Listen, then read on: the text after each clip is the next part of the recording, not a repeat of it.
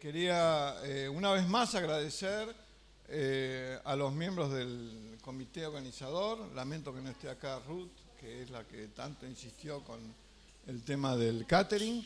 Y también al personal de apoyo de aquí del IEP, que está trabajando físicamente, acá lo vemos trabajando con los equipos, al llamado CAM, que es la asistencia que tenemos de grabación y de multimedia de la facultad, y también a Gabriel Lafitte, ¿no? Pido un aplauso para todos ellos.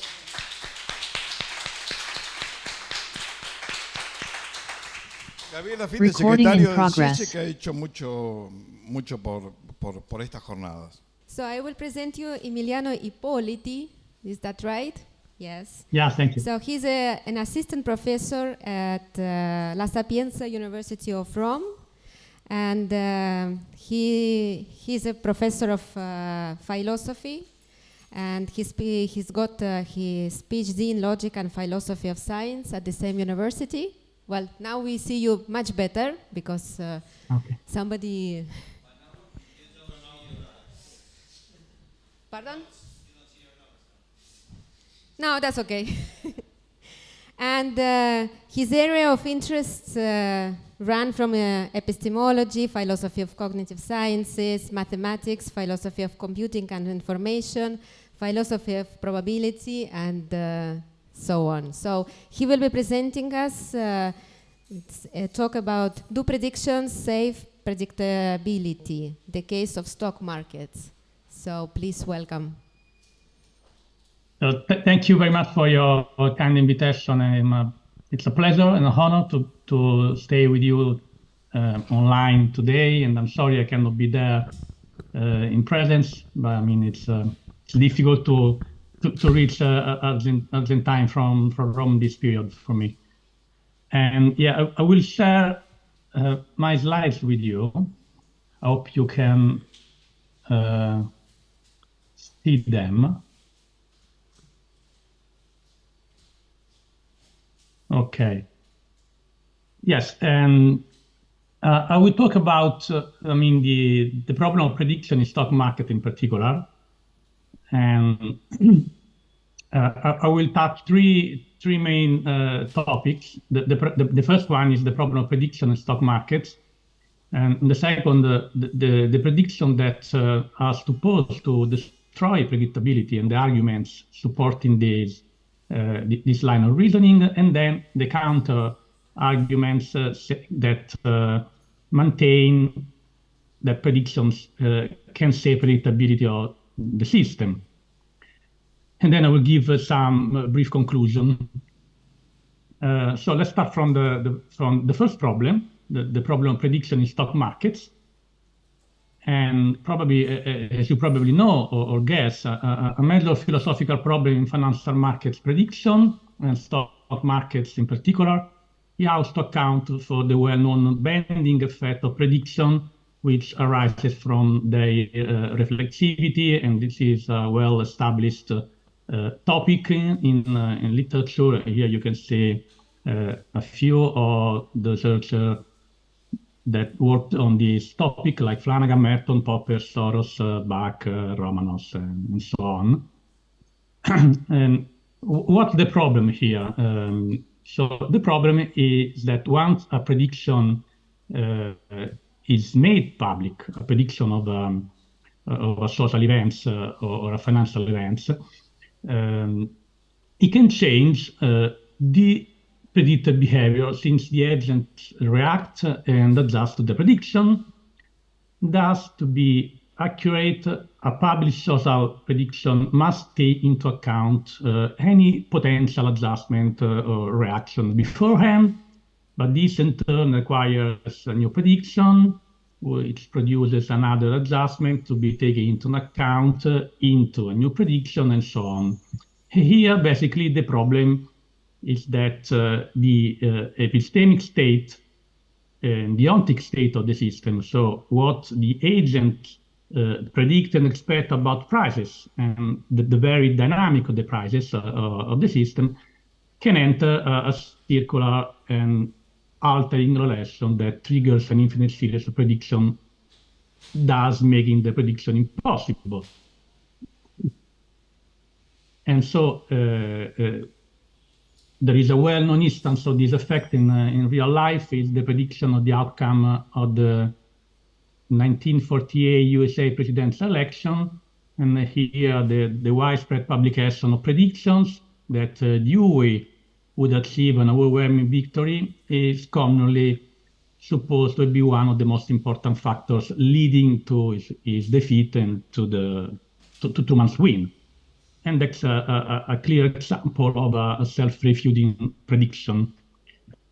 There are at least two main consequences of this bending effect of the reflexive predictions. So the first one is that testing a social theory is impossible. And there is a famous quote of Romanos here stating that the nature of these predictions is to deny a scientist the condition necessary to conduct a genuine test of the theory from which the prediction has originally been derived.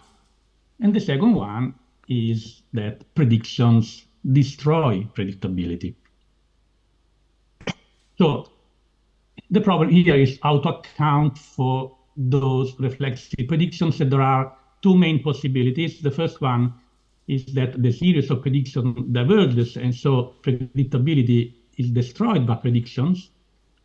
And the second line of reasoning is that there is the possibility of saving predictability through predictions when the series of predictions converges. And so we will, analyze these two line of reasoning.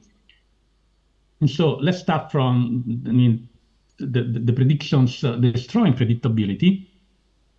And here, the argument supporting the unpredictability because of predictions are at least three. The first one is a theoretical argument expressed by and supported by the efficient market hypothesis. And the second one is a logical argument, described by the well-known Morgenstern paradox. And we have a third argument, an empirical argument, which is well described by a recent paper by McLean and Pontiff, stating that financial predictors modify the predictive behavior. And so, in this sense, destroying predictability. And so we analyze all these three arguments briefly, but I hope, in a complete way. The first argument, the theoretical argument, states that the stock market behavior is random and such unpredictable. And randomness in this case results from the informational efficiency of markets. And that's the main hypothesis of the efficient market hypothesis. And so the markets, meaning the majority of the financial actors, predict the future behavior correctly based on present relevant information. And so the prices are right most of the time. And the only thing that can change them is the arrival of new information from the outside the system. And so since the flow of new information is random and unpredictable, so is the future's behavior and returns. And so basically the efficient market hypothesis states that the aggregated prediction capability of markets is so good that the future states cannot be predicted. So there is nothing left to predict. And so in this peculiar sense, predictions destroy predictability. We can now move to the second argument supporting the impossibility of predictability. So it's the well-known Morgenstern paradox. It's a logical argument, and the paradox describes the circumstances in which there is an infinite chain of reciprocally conjectural reaction and counter-reaction between two or more agents. And so when one agent's future behavior is calculated based on prediction of the future behavior of the other agents, and vice versa, these infinite reactions take places and they destroy predictability of the system. Morgenstern used a well-known example to describe this process. The example is taken from literature. Sherlock Holmes, the novel The Adventure of the Final Problem.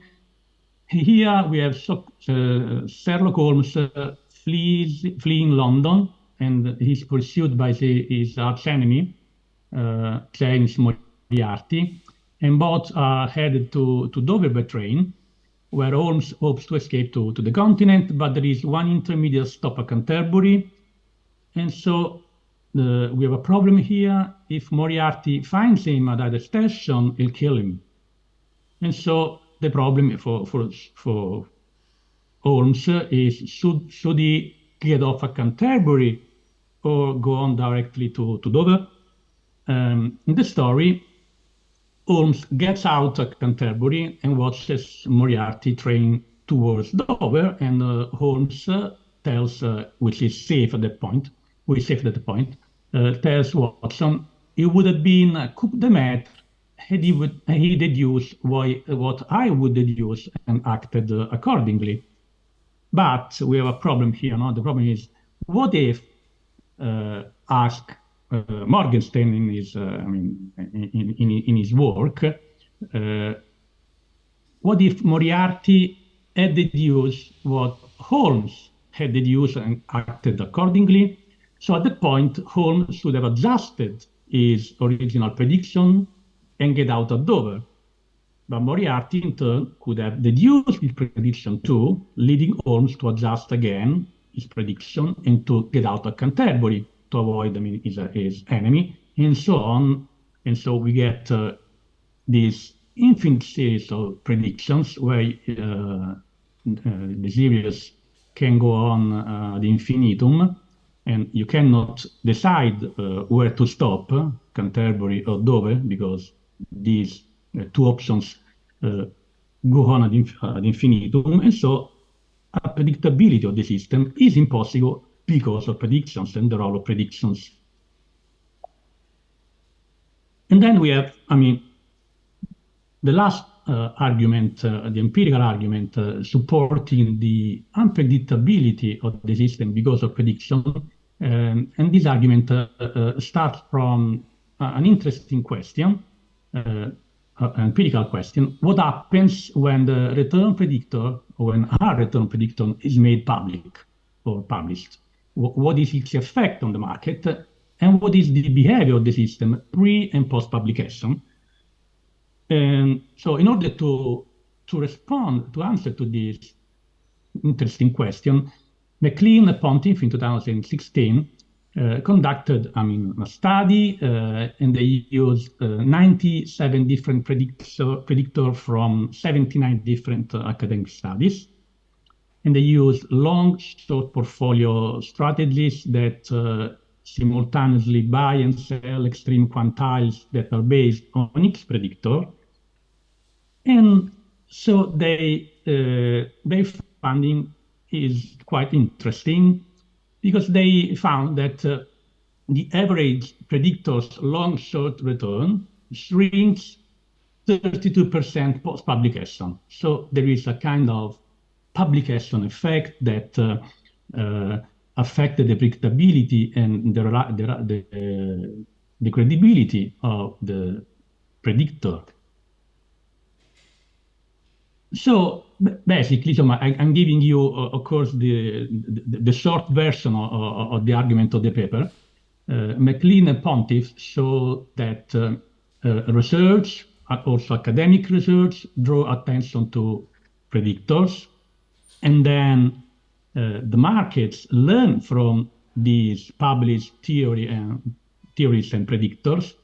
And then we get that the academic publication and the predictors transmit information to sophisticated investors who change their trading behavior accordingly, so that the post-publication, the predictors are no more effective. So in that sense, they refute the behavior they predict, and again, predictability is destroyed by this prediction, meaning these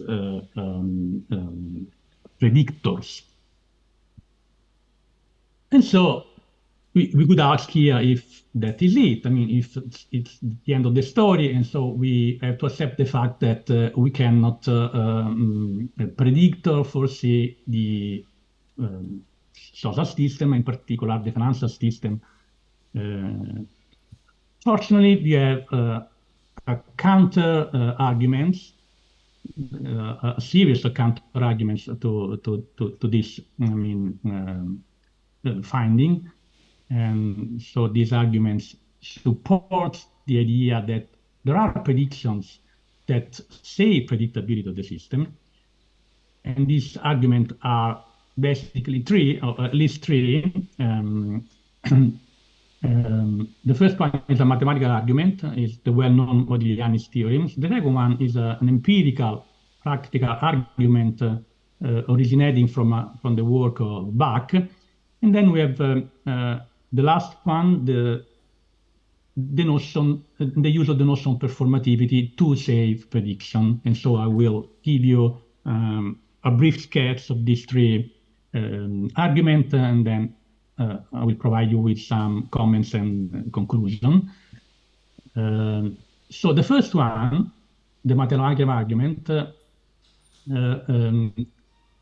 is, expressed very well by the Modigliani-Grunberg theorem, and they say, and they demonstrate that the Morgenstern paradox can be avoided, since it can be proved that in certain circumstances, the infinite series may converge. So Grunberg and Modigliani in 1945 shows that this is the case for some economic situation. And so, of course, I won't give you the proof, the formal proof, but the essence of the work is that what happens in such cases of convergence is that through though self-fulfilling prediction may be arrived in an area where most or all other predictions would be self-refuting. So there is one last standing self-fulfilling true prediction, and this is the correct predictions. And this, we can predict the economic system and the financial system. A typical example to use to illustrate this possibility. So Modigliani-Grunberg's theorem is a theorem of possibility. The typical example is the wheat price forecasting, and so there are examples showing that under certain conditions, a series of predictions on the price converges, as you can see in the pictures, and they converge at the center when the two lines of demand and supply meet. So with curves such as those used here, such a series of predictions will ultimately converge on peak with K, the fixed point, so-called fixed point. And of course, whether or not any particular series will tend towards a fixed point depends on the slope of the curves involved. So, it's case by case, and it's not in general. Therefore, the theorem proved by Grunberg and Modigliani established that the agent's reaction to public prediction does not necessarily falsify all such predictions, and therefore social scientists may opt to predict both publicly and correctly. But we have a caveat here. As Grunberg and Modigliani themselves admit, the theorem demonstrates no more that the correct public prediction is possible if the possibility of correct private prediction is accepted. And about the possibility of private prediction, the theorem has nothing to say. So in the end, the method difficulties of predicting in the domain of social phenomena turn out to be those of private prediction. And so there are also same some issues, epistemic issues of the theorem, so some costs that must to be paid to say predictability.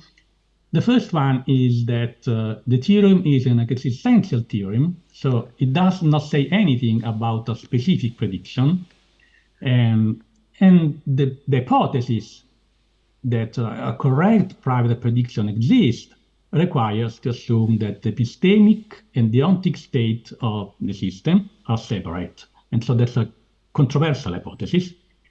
And so here we have an additional problem. Does a private prediction exist in stock market? That's also a controversial question, and any answer to this question is quite difficult. I'll get back to this point in a while. But now we can move to the second argument supporting the predictability through predictions. And this argument states that we can control or also prevent reflexivity by limiting the diffusion of the prediction. And this line of argument originates with Bach in a paper written and published in 1963.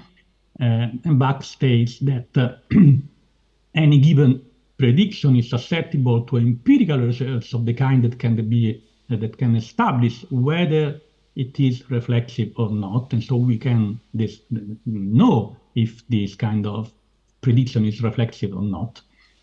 And then the second point, to prevent the self-fulfilling, self-refuting effect of predictions reflexivity, the scientist may at any time choose to keep the prediction private or restrict its dissemination in various ways. And so that would save the predictability of the system.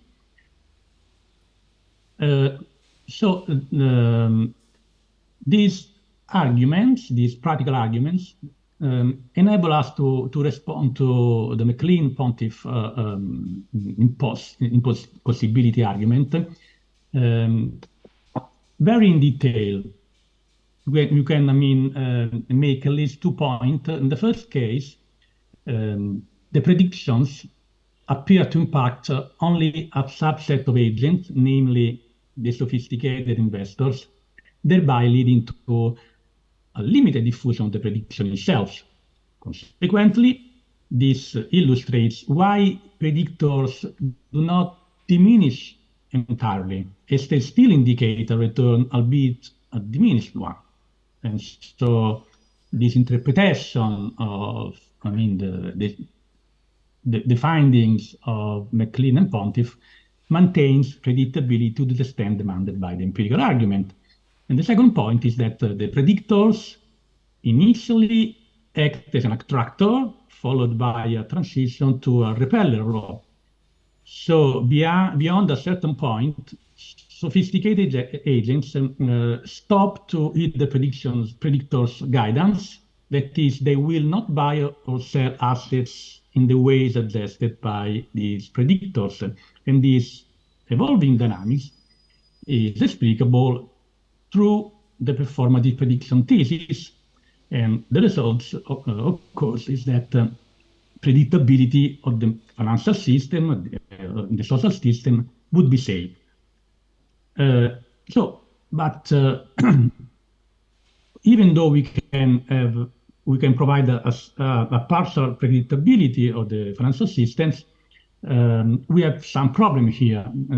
The first one is that in stock market, the boundaries between a private and a public prediction are unclear.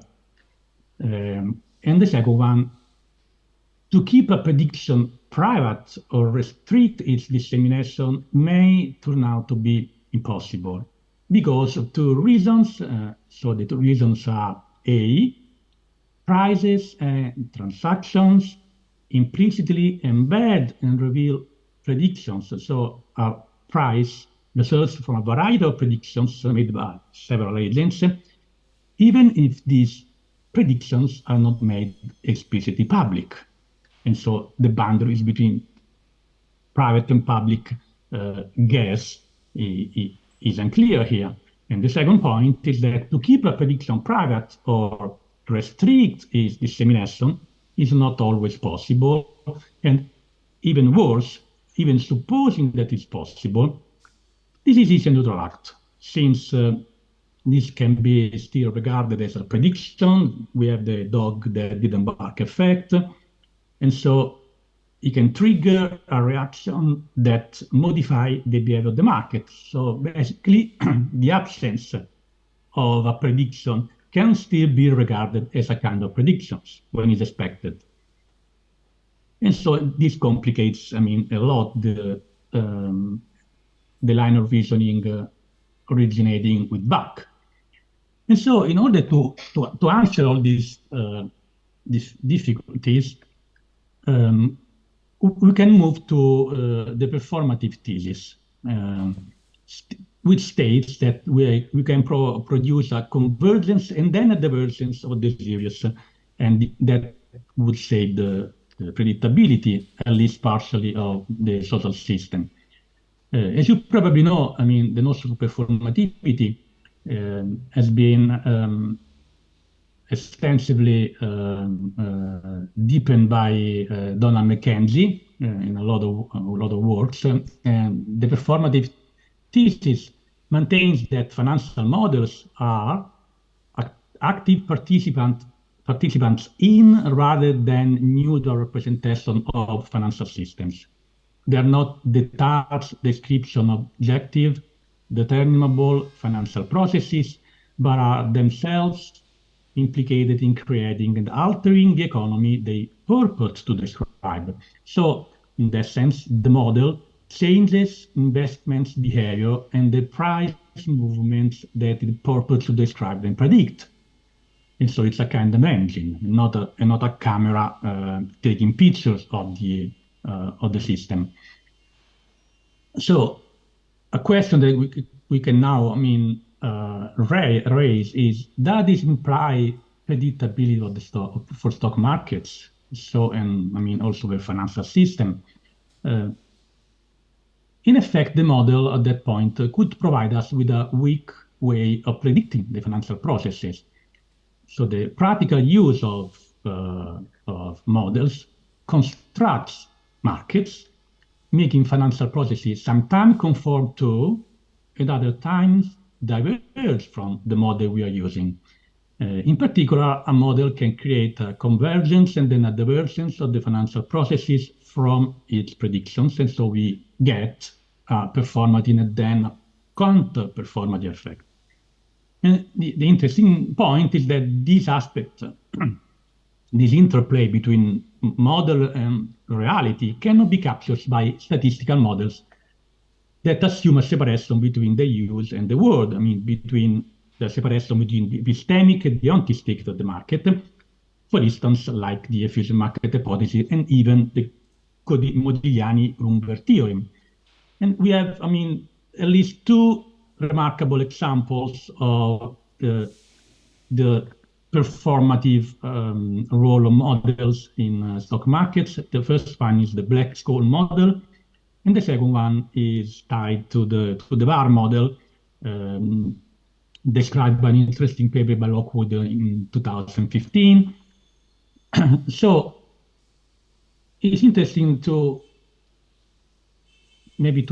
describe how does this performative predictability take place. I will use the example of the VAR model here. The VAR means value at risk. So the VAR is a way of representing risk. Basically, the VAR of portfolio, any portfolio, is the smallest number such that the probability of a loss exceeding that amount falls outside a given confidence interval.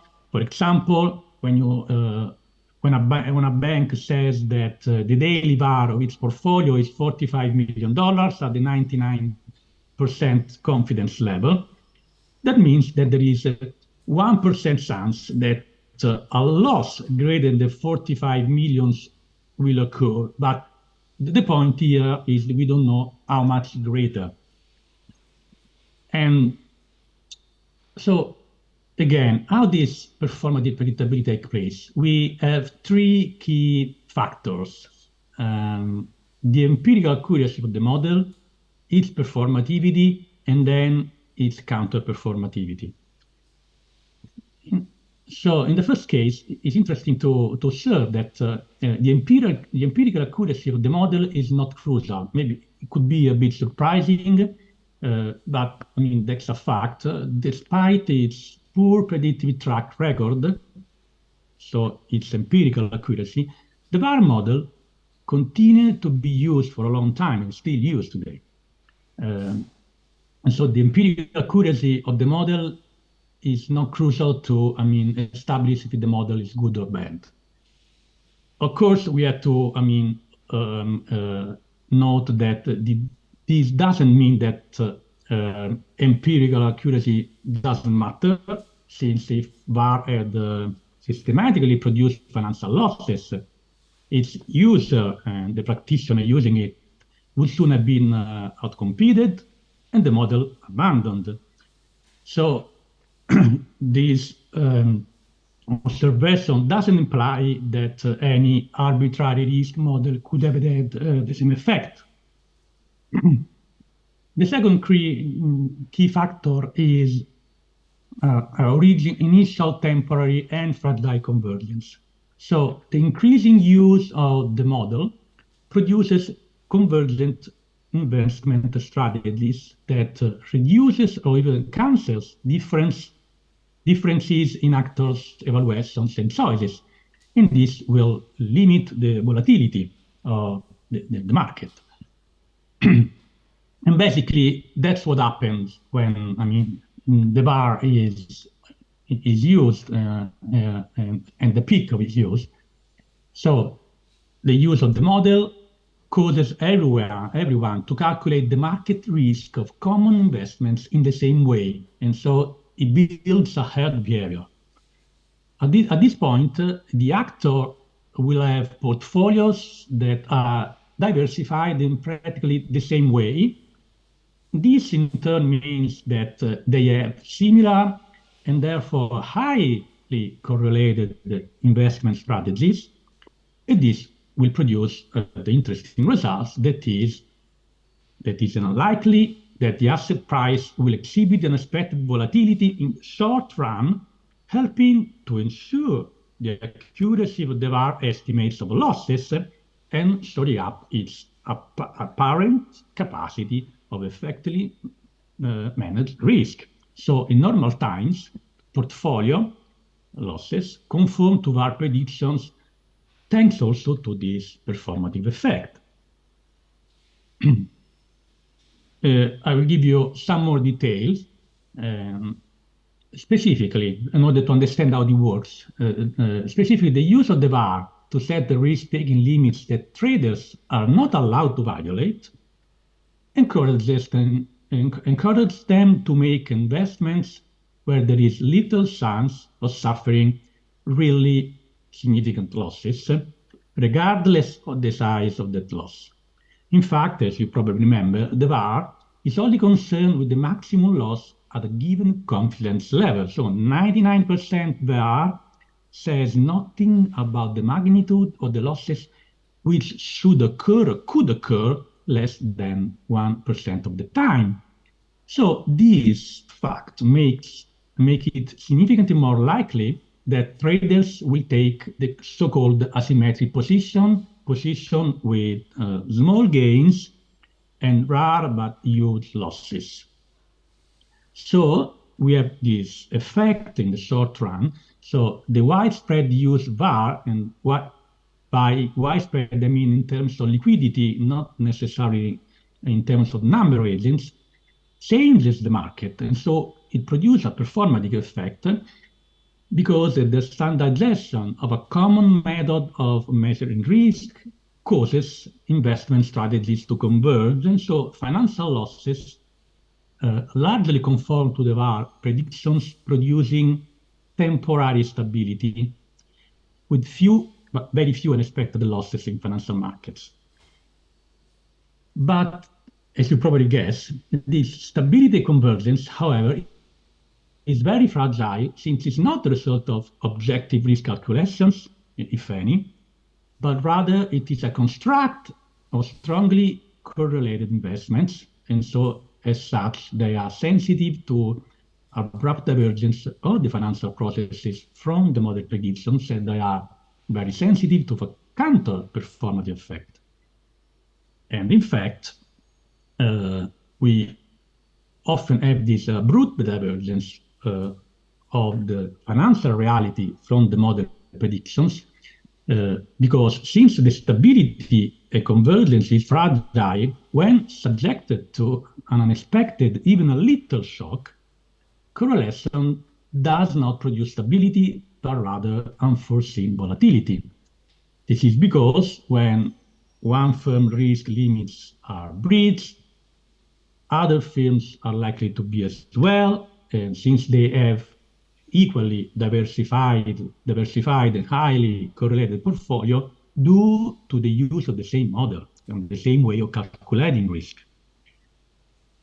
And so, in the case of risk limits breach, what should firms do? They should cut positions, but here is the problem, producing the counter-performative effect, with everyone attempting to reduce the same trading position at the same time, there is insufficient liquidity in the market. In fact, as everybody uses the same approach, the VAR model, everybody will try to shrink the size of their portfolio, so selling.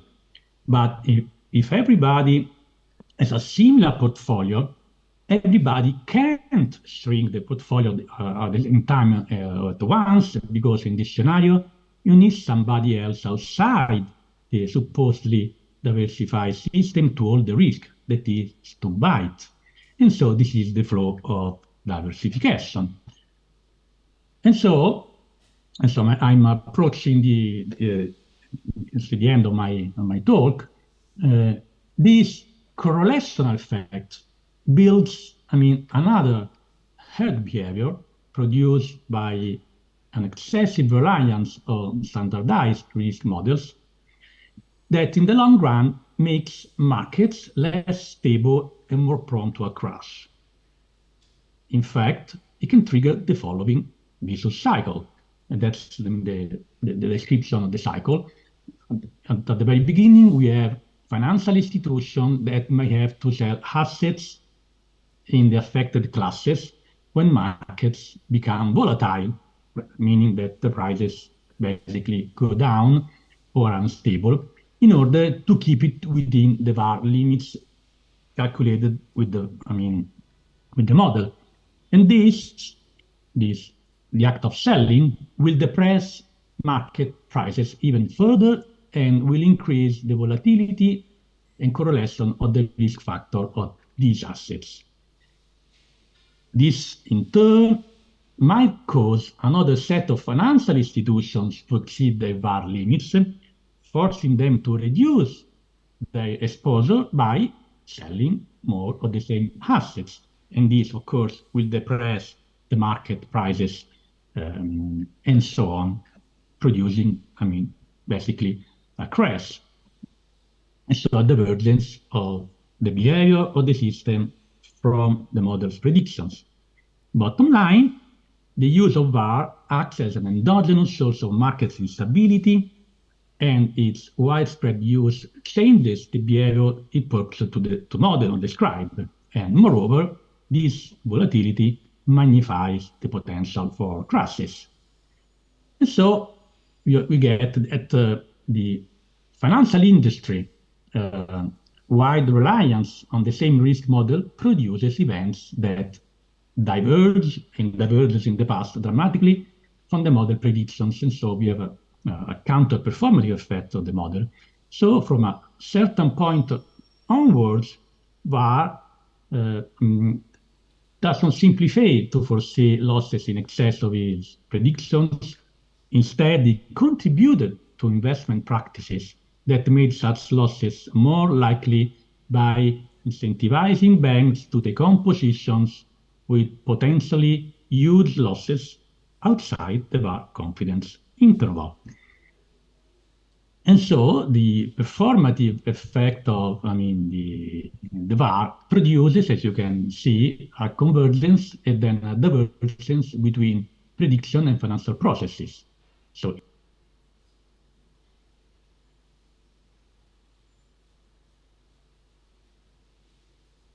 yes, there is a problem. Okay. With the slides, sorry. So initially, in the short run, it facilitates stability and convergence in which financial losses are confined to those predicted by the model. And so we have this initial performative effect. And then the VaR produces a highly correlated fragile system of leveraged investments that is vulnerable to loss far in excess of VaR numbers. And this situation is similar to the one created by models that assume price shifts are stochastic, and they are analyzed by McKenzie in his book in 2006. Here, if large numbers of financial actors base their decision on these models, they end up determining the assumption or randomness on which such models depend. And if many agents use the same model, these become a way of coordinating the market, and the markets also, not only a single market, pushing actors to take the same decisions, basically, and most of the time at the same time, same decision at the same time, thus canceling a stochastic behavior in the medium long run. As you can see, if all these pictures is credible and reliable, that would save partial predictability of financial system via models predictions. And so we get a way of saving the predictability of financial system. We should look at the models we are using, even when there is the divergence. And so now I will give you a brief conclusion of my talk. So our investigation has uncovered notable epistemic and ontological limitation inherent in the three primary arguments of the divergent thesis, and these limitations have been effectively highlighted by the opposing viewpoints presented within the convergent thesis. And so we have the logical, theoretical, and empirical argument. The logical argument of the impossibility of prediction, the Morgan's paradox, is contrasted by the possibility theorem of Modigliani-Grunberg, which shows that a correct public prediction is possible under specific conditions. As you probably remember, the main drawbacks of this theorem is the fact that it needs the assumptions that a private prediction is always possible, and this is controversial, especially in stock markets, as we have seen. Hence, an epistemic and ontological cost must be paid in order to protect predictability from the bending effect of the financial predictions. In the case of the theoretical argument of stating that the prediction is impossible, supported by the efficient market hypothesis, but even by the reflexive market hypothesis, for instance, the one used by George Soros, is counterbalanced by the proposition of performative predictability. The performative predictability asserts that financial models, theories, constructs, and also devices, technical devices, have the capability to steer the system's behavior in line with the predictions generated by these models, effectively serving as a tool for anticipating the system's future states and also numerical values. And the empirical argument of the impossibility of prediction, based on the findings of MacLean and Pontiff, is contrasted by the empirical practical argument of the divergent thesis, originated from Bach, according to which, as we have seen, predictions appear to impact only a subset of agents, the sophisticated investors, and that would explain why predictors do not diminish entirely, and they still indicate a return. And so, since there is still a return, even if not that magnitude, the predictability is saved. And second, those predictors initially act as an attractor, followed by a transition into a repeller law. So beyond a certain point, also sophisticated investor will not buy or sell assets in the way suggested by these predictors, and so this dynamics is explicable through the performative prediction thesis. And finally, so I've shown that just as the three main arguments of the divergent thesis lack finality, in essence, so does the convergence thesis. However, the concept of performative predictability allows for temporary, short-term, fragile prediction of stock market through the alignment of the market ontic the epistemic state, an alignment which is constructed by the models we are using. And so performativity enables us to explain how a prediction is produced, why it works initially, and then why it fails, and so why the predictive power of these models is destroyed. However, also performative predictability has an epistemic cost, because it's still difficult to know and predict both when the converge is at work and when the inversion, so the divergence, can happen. Thank you very much for your nice presentation, and we have time for questions. Okay. Hello, Emiliano. Nice to meet you. Thank you very much. The presentation is very clear and very interesting. I didn't know about the possibilities of, dealing with finance with philosophical tools. So for me, this is new, but also, as I said, it's very interesting too. So in my case, I would like to ask you about two other possibilities about prediction. Well, one in particular applied to financial crisis. That's so important for our country, country, for example. So the first case is about the Mexican crisis in 1995. So imagine you have this bunch of economists, not so well known, that do some predictions, each one on their own, and they say different things, and they are not so much known as economists. They just are regular economists. But then the Mexican crisis occurs, and then you pick up one of those economists. In this case, his name is Guillermo Calvo. It's an Argentine economist who happened to predict the crisis. But of course, we're not sure if this was a sound prediction or just luck. You're just picking up the right prediction. So the first problem, I think, is it's not that the market is hearing you. It's just that after the fact, we pick it up the right prediction. So this is one situation I would like to know about in your opinion. The other one is in the subprime crisis, when we've been hearing of, from Paul Krugman, for example, that in the middle of the heat or near the crisis, he was saying that the crisis was coming, which turned out to be right. But on the other side, the way he said that the crisis would develop was not exactly, not even close to what happened in practice.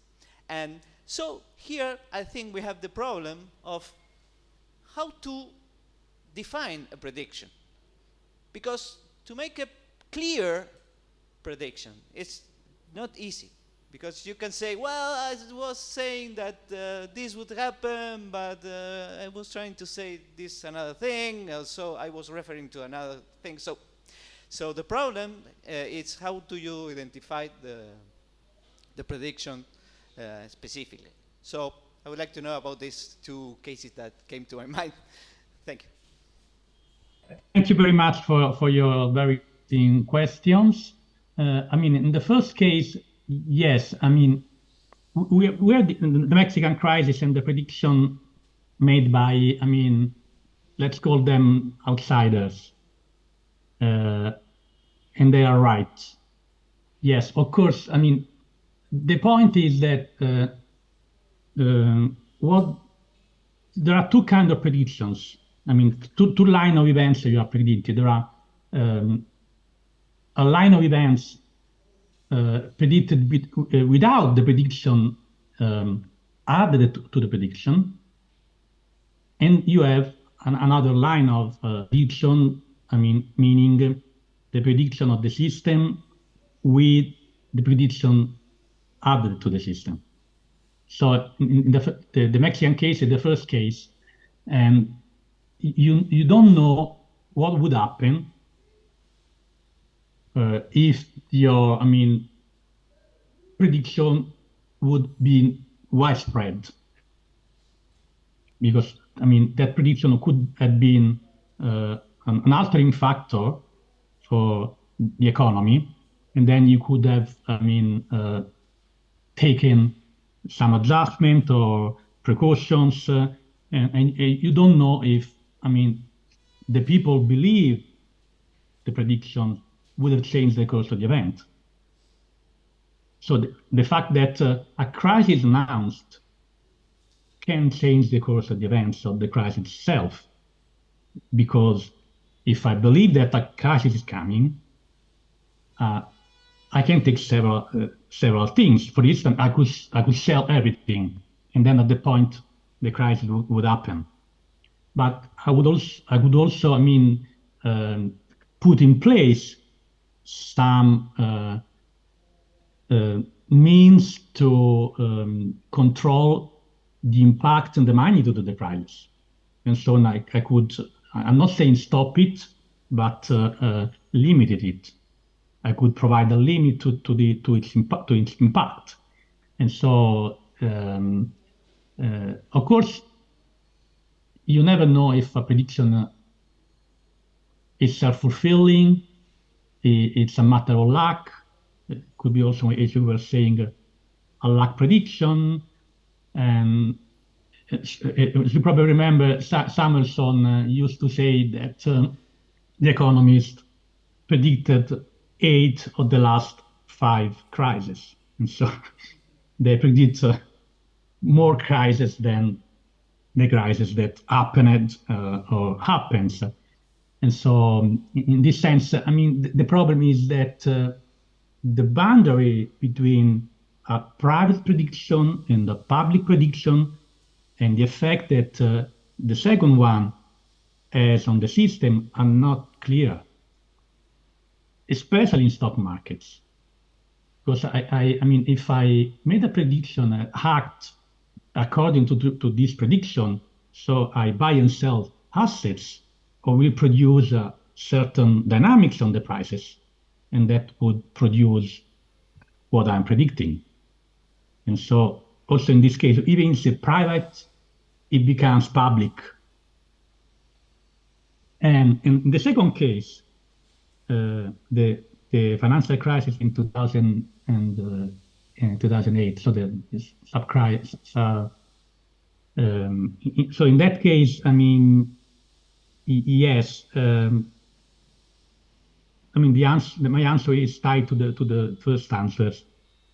When I announce that a crisis is coming, that's a big responsibility, because the prediction is part of the system. It can or trigger or exacerbate the crisis. And so we have an additional problem here, I guess, in the sense that you are saying that Krugman wasn't so precise or clear on the crisis and on the magnitude of the crisis. But, I mean, maybe it was simply wrong. But as a public person entitled to talk about a crisis, you be very aware of what you're saying, because your prediction can trigger or even exacerbate an event. And so here you have a kind of a problem of ethical problem of predictions that you don't have in natural sciences, but that you have in social sciences. And so also making a prediction can be dangerous, and making a proposition even have effects. I mean, we have, maybe you remember, probably you remember during the Euro crisis, Draghi speech, whatever it takes, and the second part, which is more important to me, and believe me, we will do whatever it takes, and believe me, it will be enough. And it will be enough that has a performative effect, saying to the markets, we will go on and on and on. And you can, I mean, bet against us, but we have the power and the money to go on for a long time. And that means that you, markets, in private markets or investment funds, need to have a lot of money to bet against us for a long period.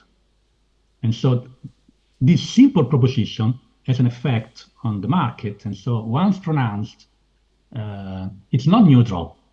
It's not like saying the planet X will be the position Y at the time T, because the planet doesn't change its motion accordingly to this prediction, while in financial system and economic system, a proposition can change the position of the planet using this metaphor.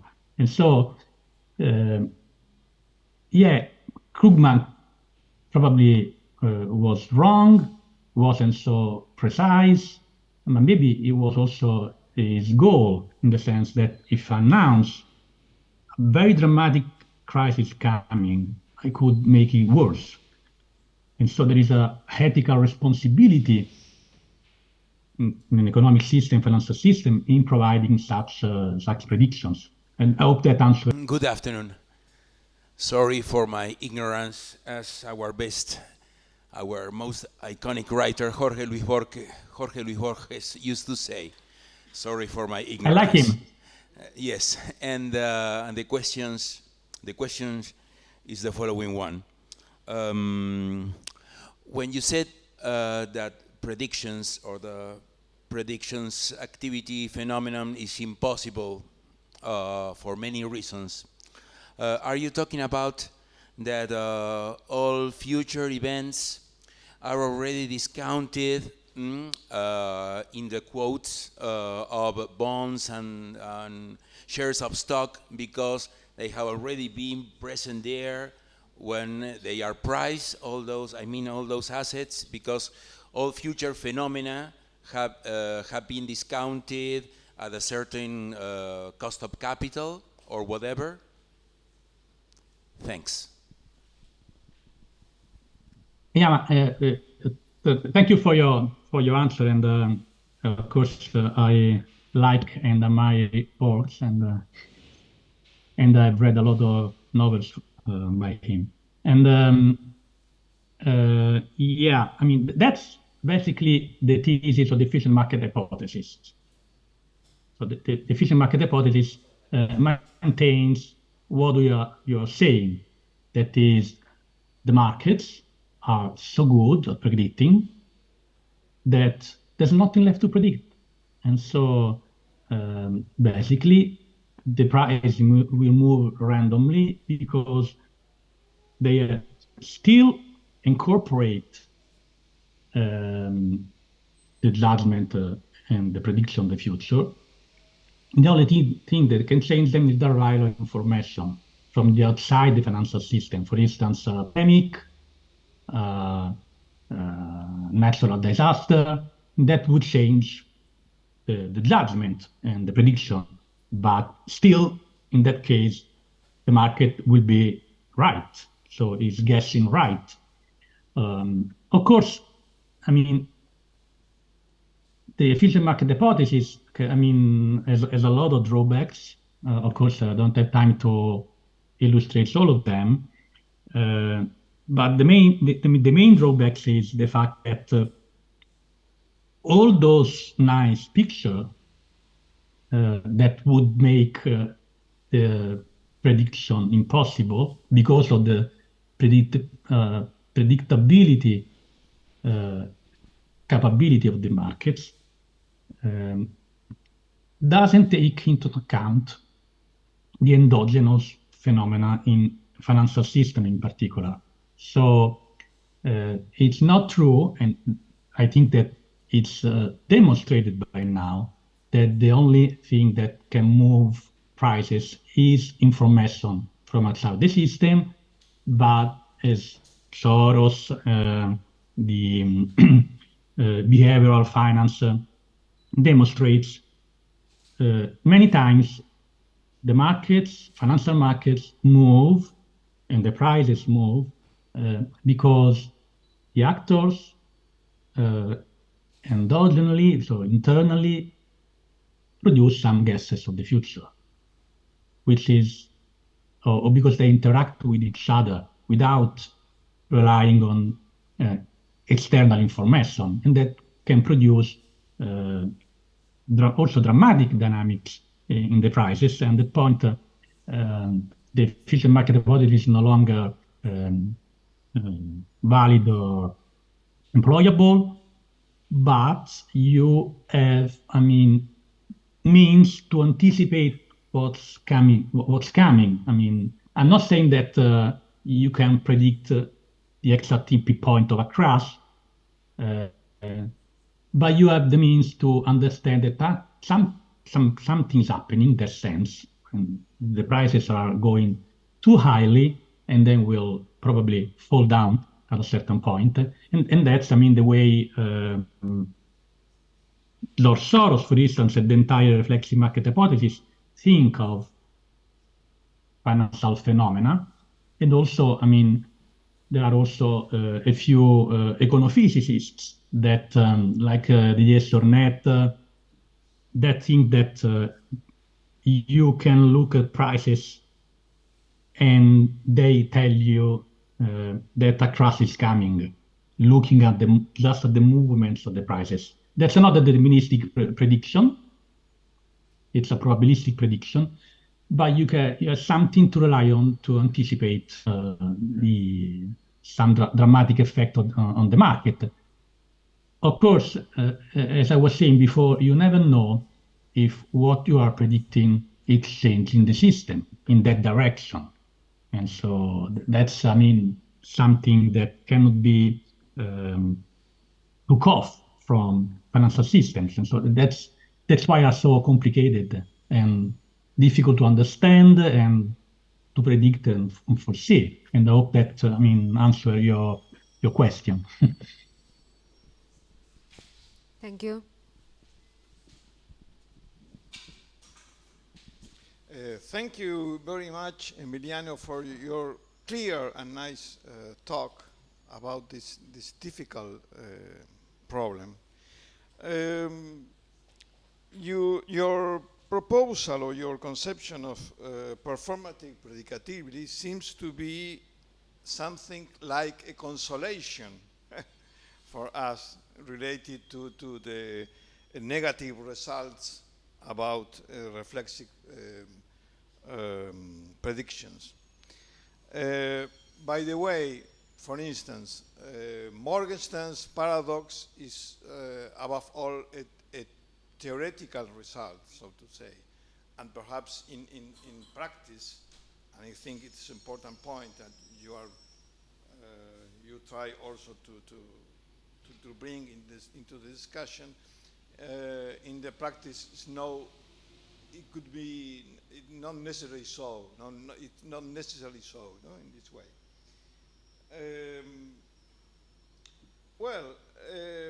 But in this consolation situation, yes, of the performative predictability, you cannot also give, from the point of view of the model or the model of the scheme of performative predictability, you cannot give an exact idea how to measure the weakness of the prediction. So you can it's difficult to make it. I see that it could be possible to give under certain circumstances some kind of indication of how, to what extent the weakness would be. That could be a first point. A second point is related to the distinction between private and public predictions. It was very interesting. I didn't know it. I must admit it. I suppose that it is it's not a neat distinction. I suppose it's some kind of fuzzy, or it's difficult perhaps in some cases to say what a really public or private prediction is, I guess. This is the second point. And the third point, in any case, this idea of, I find very interesting this idea of performative predictability. Have you conceived or think about other situations in social reality that could be also applied, not only related to markets, but other cases in the social realm? That would be my questions. Thank you again. Thank you very much, Javier, and for your interesting questions. Also for for the invitation to this wonderful conference. So, first point, weaknesses. So the answer would be the weaknesses and the strengths of a prediction is tied to time. So we, can rely on some predictions in the short run, but their effectiveness is bound to be, less and less accurate as time passes. And that's why, those models work so well, because they provide you with, prediction which are very short in time, and at that point they work. And they also change the market. So they're performative in this sense. And so the weakness is in time, basically. And that's, intuitive in the sense that as time passes, there are different situations in economy, in society, in technology that can change the landscape. And so at that point, your prediction must be adjusted and could be no longer valid. And that's a problem in the sense that this is uncertainty and weaknesses that creates this whole short-termist mentality that is so dangerous in financial markets. So looking for something very close in the future to predict and to profit from. And so 3 months, 1 month, 2 weeks, a few milliseconds, for instance, in algo trading. And in that case, you have the means to make a good prediction or make the prediction happen. The second point, private-public prediction. Yes, I mean, the boundaries are fuzzy, as you were saying, in the sense that if you make a private prediction and you don't act accordingly, you are predicting a different system. For instance, let's make an example from stock markets. If I predict that an asset prices will increase, and I don't buy and sell, of course, I'm not altering the system. But if I act on the system by buy and sell, I will change a bit the price dynamics. And so what I'm predicting, in the first case, I'm predicting the system without my prediction. And so in that case, I mean, yes, it's private, but it's different from the dynamics of the system that would incorporate that prediction. In financial market, is always the case that I make a prediction, I have an expectation, and I act accordingly. Since I'm revealing my prediction. Of course, there are strategic predictions, so made only to profit from a certain situation, and so there is always this risk in financial markets. But I mean, what is private opposite public cannot be so easily, I mean, detached in financial system, but also in other, I mean, social settings, in economic settings. The third point, the performative notion in other, I mean, yeah, social settings beside the stock markets.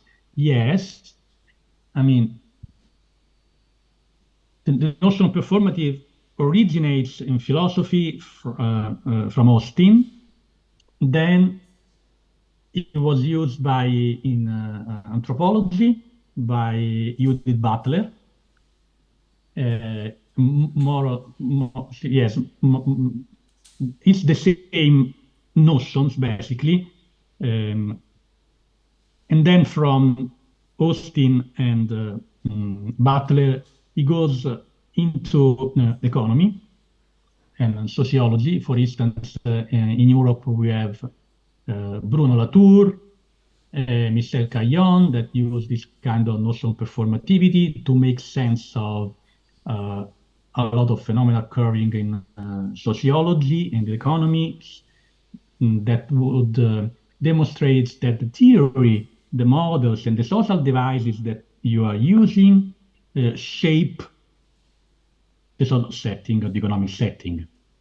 And then from Latour, Caillon, you have the last, the last step, and so this notion of performativity was imported in stock markets by Donald Mackenzie. And so we have, a rich landscape of the use of the notions of performativity, even though, the notion of performativity of Austin in philosophy of language is a bit different than the notion used by Donald Mackenzie. They are, nevertheless, they are very similar, and they, tells you, the notion tells you how to understand a lot of phenomena occurring in social settings when we are always using theories that can change the states of the minds of the social actors. And so the point they will produce probably the behavior predicted by the models of the theory of the social devices, technical devices. And so in this sense, yes, it's it's a way of understanding what will happen in these sort of settings if this theory is used. And I hope that answers your 3 points. Okay, we have one more question. Okay.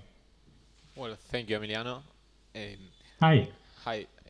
I have a question, obviously from ignorance. I understand that efficient market hypothesis is a way as to model that economists don't have an advantage and can't use that advantage from modeling. But if you include that performativity as you are doing, as I understand, do you think that it appears the possibility of taking advantage of that knowledge from the model in economy? I would like to hear you.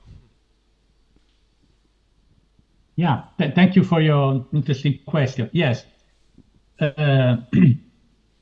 Of course, if you know what model, theory, or technical devices is used in a sort of settings, you can use it to anticipate what the social setting of the system will produce, and then you can take advantage of this.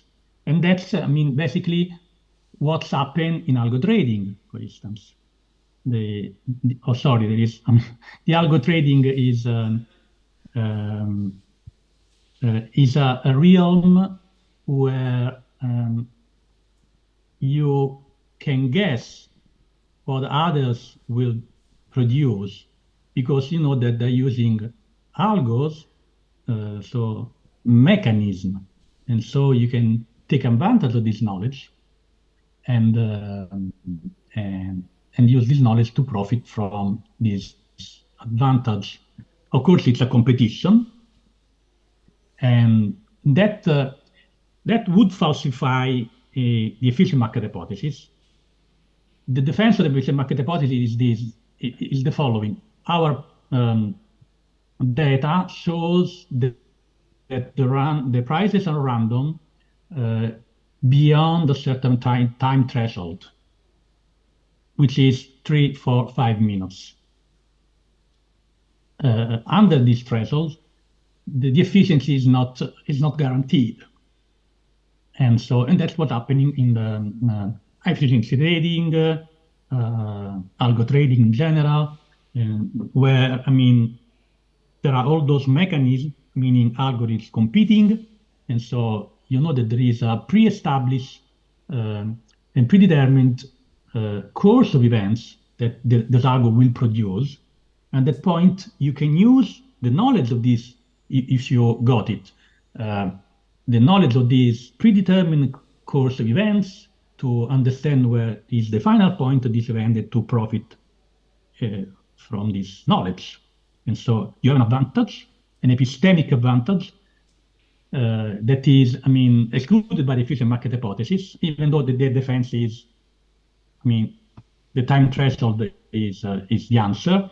But we know that also for financial, economic events that are well beyond the time threshold of 5 minutes, we can use this kind of knowledge to understand what's happening. It's more difficult to profit from. And that's why so many financial industries are investing in algo trading, and they are, I mean, entering this technological war in order to get an advantage in terms of technology and knowledge to make profits, basically, without adding nothing to the markets. That's the problem. I mean, that's another problem. But I hope that, I mean, answer the basic question. Yes, and we have our last question. Thanks. Very quick. Thanks for the talk. I think an important issue about predictions, it's public character, right? Okay. So here's my question. Could be manipulations a kind of predictions? I mean, manipulation statement made by authorities, financial gurus, for intervention purpose, maybe to some specific agents, considering the empirical argument or your response to empirical argument, affecting all of them to make change in markets, stock, and prediction. I mean, in predictions as a manipulations, statement for manipulation purpose, as a kind of predictions? That's the question. Thank you. Yeah, thank you. That's a very interesting subject, and thank you for, putting on the table. And yes, of course, if you know the reaction of the actors to certain information, you can anticipate those reactions and try to feed them with certain information to provoke those kind of reactions. And you can use this technique for humans for humans and also for computers, for algorithms. And there are, historical example of, for instance, fake news used to get advantage from the reaction on the market on this news. And also, if you maybe a well-known example, if you remember it, it's the GameStop situation. Apparently, they discovered that there are accounts on Wall Street Bets, the blog where everything originated, that are supposed to belong to gigantic investment funds that provide some information, some opinion, counting on certain reaction of the other readers to produce the expected behavior on the market, and then get the benefit of having foreseen these dynamics. So they, for instance, say, okay, yes, GameStop is going to peak in 3 weeks, for instance. And there were hundreds of people saying this, but they apparently bought the shares at the very beginning of this process. They feed this information inside the Wall Street Bets. Wall Street Bets supported and enforced the reaction inside Wall Street Bets, and the prices peaked, and they sold at the peak, and it took a profit. So it's a kind of manipulation, and it's dangerous, it's possible, and it's operating right now in many places, and especially in financial industries, that relies so much on information, as diffusion market hypotheses tell us. Hope that answer your question. Okay, thank you very much, Emiliano, for your presentation and nice discussion. And thank you very much, and thanks again for the invitation, and I hope to be in the future able to come to Buenos Aires. Okay, thank you. Bye bye. Esperemos que sea de su utilidad el siguiente video, y ante cualquier inquietud que surja, se pueden comunicar con el mail que van a encontrar en el link de la descripción del video.